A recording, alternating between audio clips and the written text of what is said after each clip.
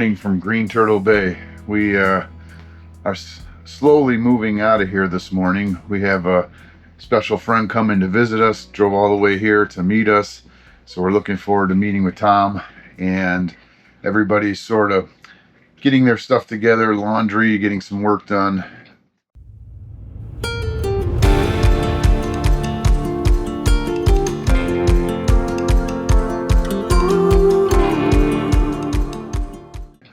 Last night was Halloween, and Lauren and Kathy surprised me. I'm sure we'll have pictures of it, but it was really cool. We had a great night. But we are making our way to Paris Landing today, which is about 44 miles down Barkley Lake. So we're all trying to sort out when we want to pull out of here. We don't have to rush. We can make it there in plenty of time. So it's nice to enjoy a slower morning, and we might get some things done on the boat. We're due for our 50-hour service, so we've got to get down and clean the sea strainers, especially clean the sea strainers after dragging through some of the mud in the Illinois River. But that's what we're doing this morning, kind of making a plan as we go.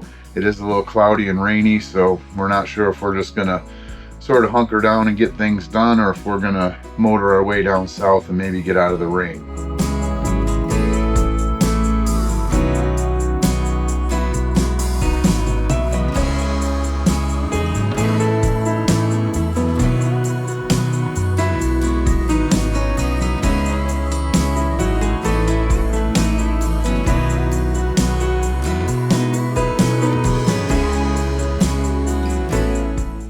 We just finished an incredible visit with our friend Tom.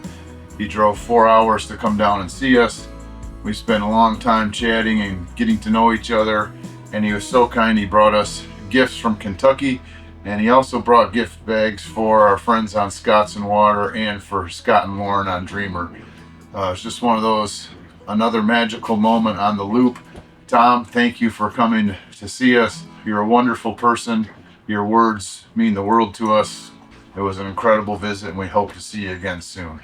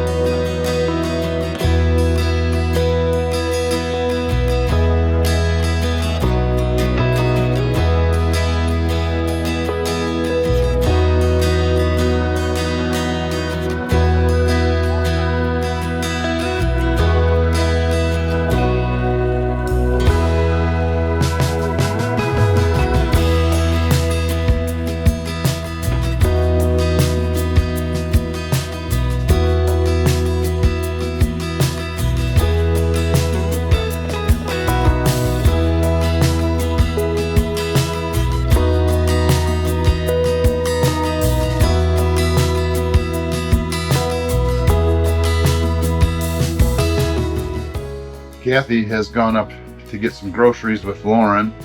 Scott is working a little bit on his engine, and I'm heading down the engine room to knock off whatever I can on our 50-hour service list. Just a few minor items, but want to get them done. There is still talk here in the next hour or two of maybe heading down to Paris Landing. I think that's the plan for this afternoon, but we're getting some provisions. I know a few of us doing laundry, and I'm going to get down there and do what I can on this list while we're waiting for the plan to come together.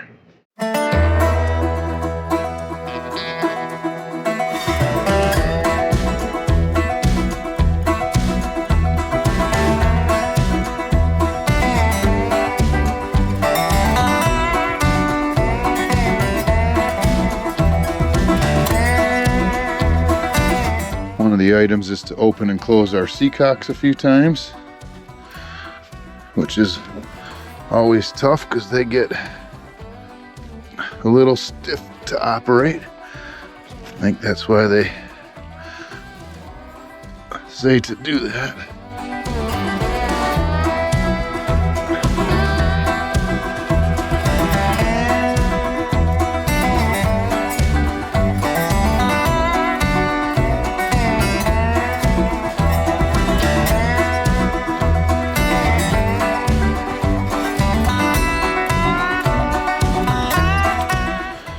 Check the oil while I'm here.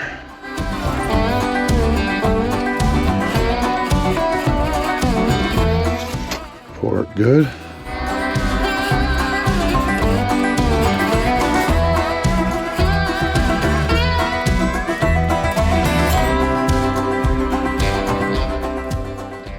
Still looks about a half a quart low. I'm going to add some more oil to the starboard. Well, I have checked the generator oil. It looks good. Recorded the hours from the generator. I've opened and closed the seacocks a few times. They all worked good. Once we have the boat out of the water at our winter stop down by Port Charlotte, we want to lube those seacocks from the underside. Just get some silicone grease on those seacock ball valves from the underside. Just helps them stay smooth operating. I've checked both the engine oils and added about a half a quart to the starboard engine. Been monitoring that. I don't want to add too much. I think it needed about a quart, but we'll see. I've recorded the engine hours. I've checked all the bilges. Now I'm going to inspect the fuel lines and all the connections, and then I'm going to inspect the water lines at the hot water heater. These are both just kind of visual inspections, or touch them with your hand to see if they're damp or there's any issues. But I'm about to do those two inspections now. So I kind of start up here on our fuel water separator. Fuel line coming in, fuel line going out. Make sure nothing's dripping out the bottom. Follow the fuel lines down. This fuel line goes all the way back to the tank. This is the fuel line that goes into our throttle. And so I just kind of check them for chafing. Make sure everything's strapped down correctly. Feel underneath here for any leaks. So nothing seems really weird there, but down here inspecting now, I'm seeing that this alternator belt, just after the number of hours, is probably a little bit normal. Might be a little tight, but it's deteriorating, so I'm going to have to keep an eye on that. We do have a spare on board, but that's why it's good to kind of come down and do these inspections. So I'm going to clean that off so I can monitor if that continues to deteriorate. Might just put a new one on when we're on the hard this winter. But that's the starboard engine. You know, fuel lines. This fuel line down here goes all the way to the tank. I can see it cross over in the back and where it connects. This is the easy one. This one, of course, we have to go all the way on the outboard side of the engine. So I'm going to do that now. So over on the port, again, start with the water fuel separator. Looks good, no drips. Two fuel lines coming in and out. I'm going to follow them back. Just not a real good way to get to any of that stuff. Again, checking the fuel lines and connections for any dampness around the ray cores. And I can see through both ray cores, still looking good. And the generator, all the fuel lines look good. And this is kind of where the fuel lines come into the generator. They look good and dry. No moisture, so that's the visual inspect. Here's our water heater, which continues to operate well. So the insulation is all dry. There's no wetness around anything. The lines all look good. That's all we do for the 50 hours, just to make sure nothing's dripping. And do we have hot water? And that's yes. What I do keep noticing is that still this rudder on the port side continues to be damp. Now, I've been told so many things about packing nuts that I'm confused, but You can see it's supposed to be, they say it's okay if it's damp, but it seems like we got a little bit more water in there than maybe is normal. So I can see a little bit of water drip out of that packing nut. So I may try and tighten them down, but I'd much rather have a tech do it because I feel like I got bad info on that. So we'll see if we can get someone in one of these next stops to maybe crank that down, or we might just want to take it apart and repack it once we're on the hard for the winter.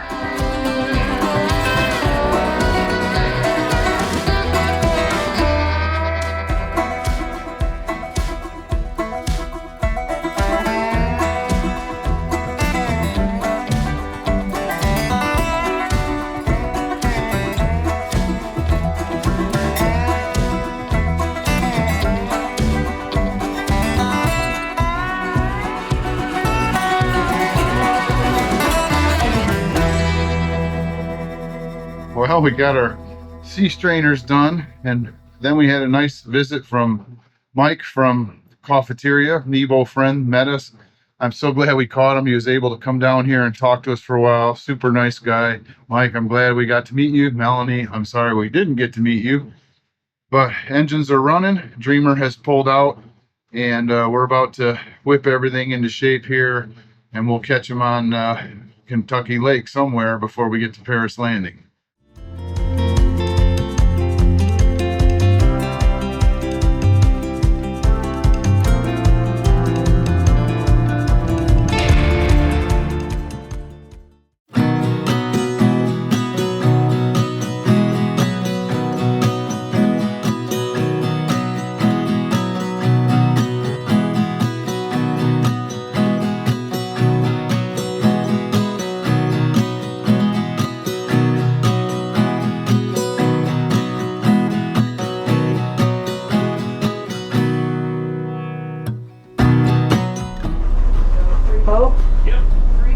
All right, here we go.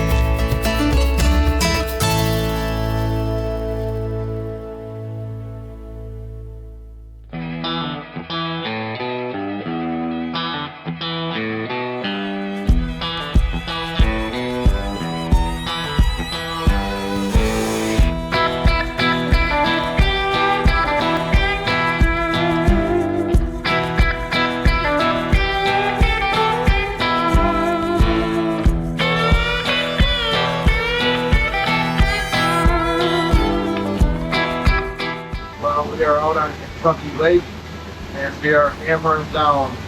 Main reason is we want to catch up with Dreamer, but the other important reason is for 4 or 5 days of idle speed and idling in front of the locks, I really felt like we didn't blow Andromeda out, like you just open her up and let her run.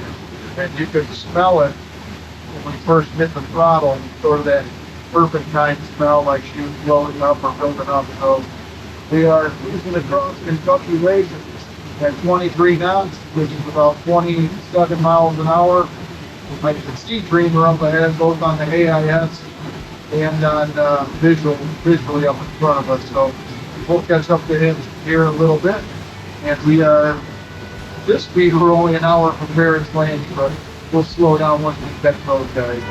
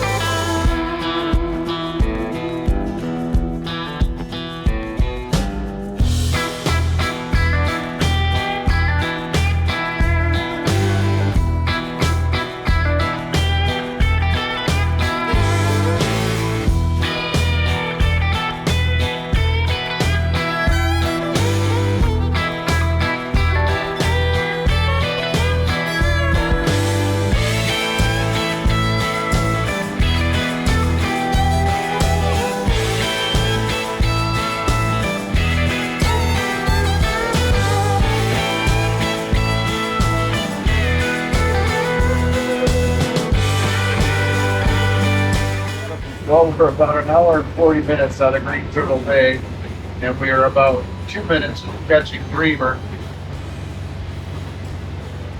We've kind of hammered down. We stopped a little bit for lunch, but he's been telling us to catch up to him. So he's going 9 knots, and we're going 19, and we're finally catching up to him.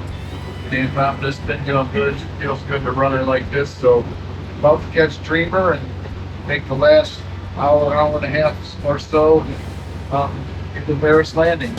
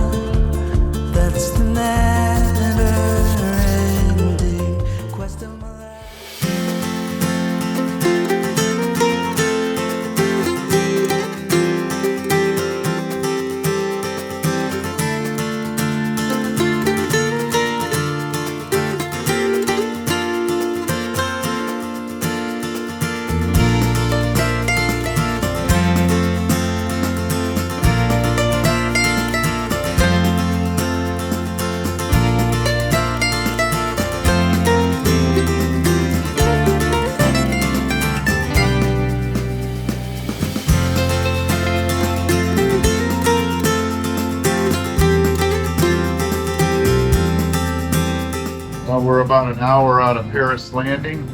It is a little gray and rainy. Last time we were on Kentucky Lake, it was absolutely beautiful, but now it is a little cloudy and rainy. It's still very beautiful. The scenery here and the flooded islands on the inside, it's all very cool. So about an hour to go, and it does look like maybe up ahead of us the sun's coming out. So hopefully the storms are behind us and the sun's up ahead.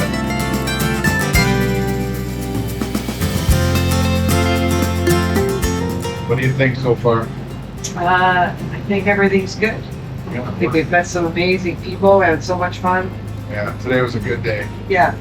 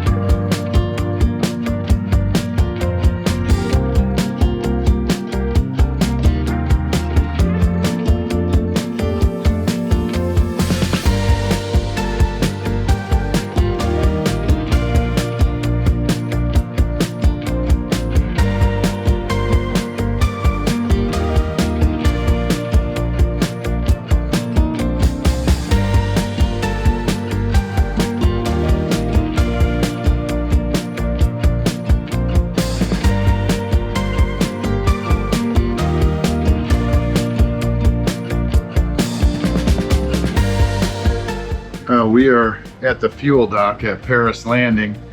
Kathy is down there with the dock hand fueling up, and of course, right when we pull in, it gets cold and blustery, a little squalls blowing through, but Dreamer's already docked, and we're gonna pull off this dock and pull in right behind Dreamer and hopefully make some plans to go up to the lodge tonight, because the lodge here at Paris Landing is fantastic.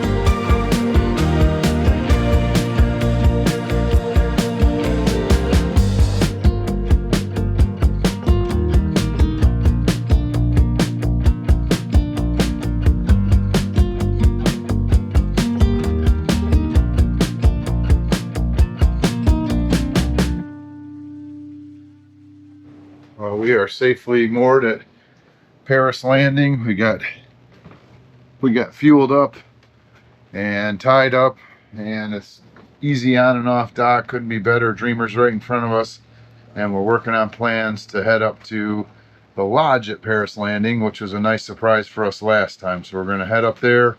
We think the dogs can come inside because it's kind of a cold and blustery night to sit outside. So we're working on dinner plans now. Then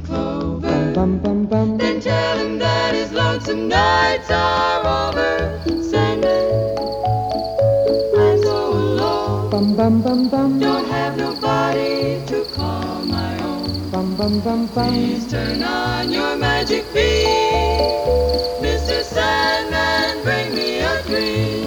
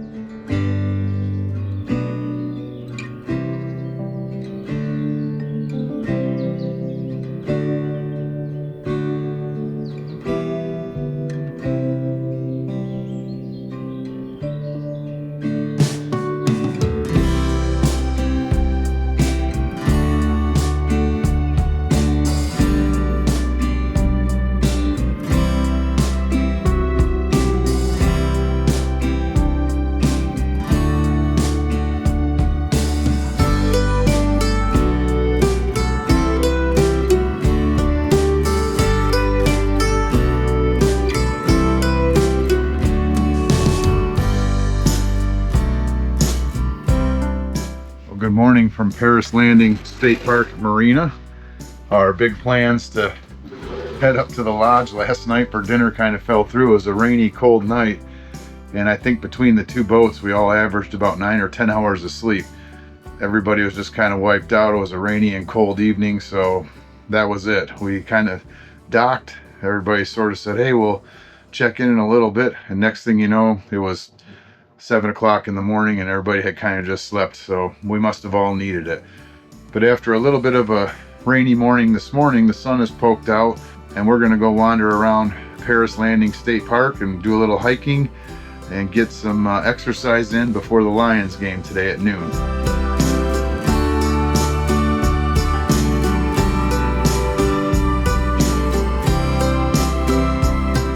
Mr. Furley's a little muddy and beat up from our anchorage. We were hoping a couple nights in the rain might clean them, and believe it or not, that is cleaner. The rain has helped, but that's the river mud and taking dogs to shore.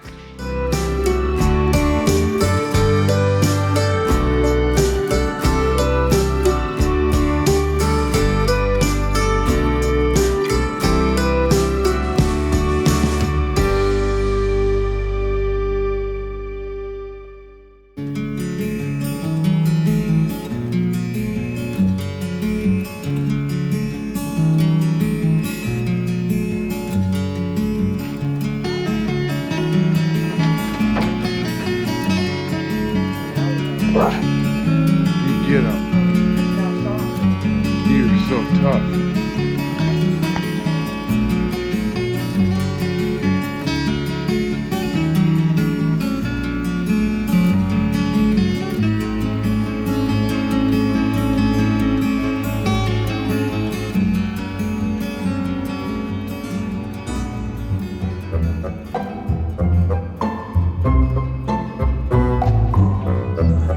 Used to be here. This is a big loop, and then at the top of the loop.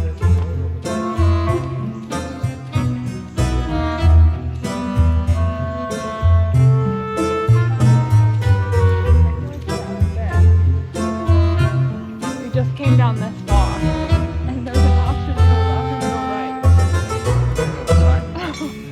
That doesn't look like much better.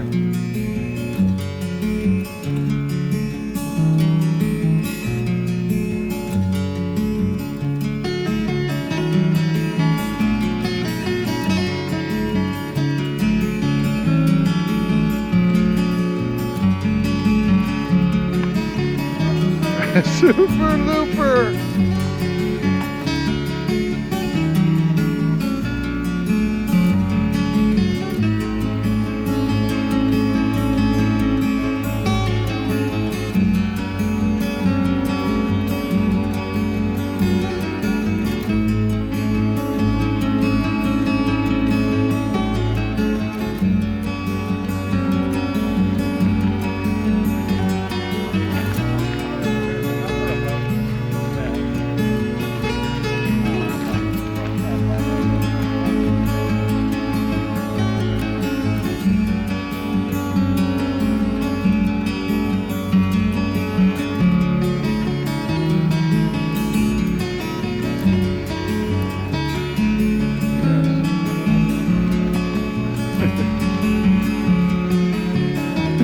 Not happening. Hold hands, hold hands.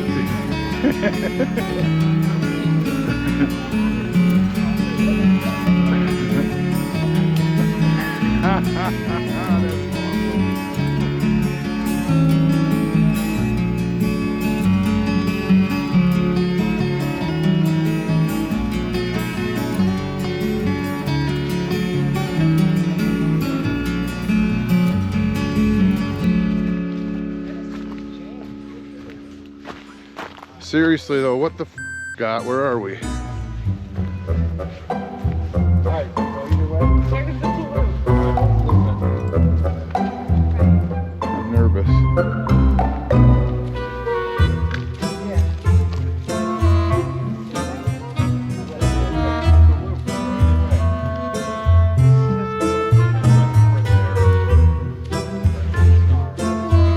Now you know where we are?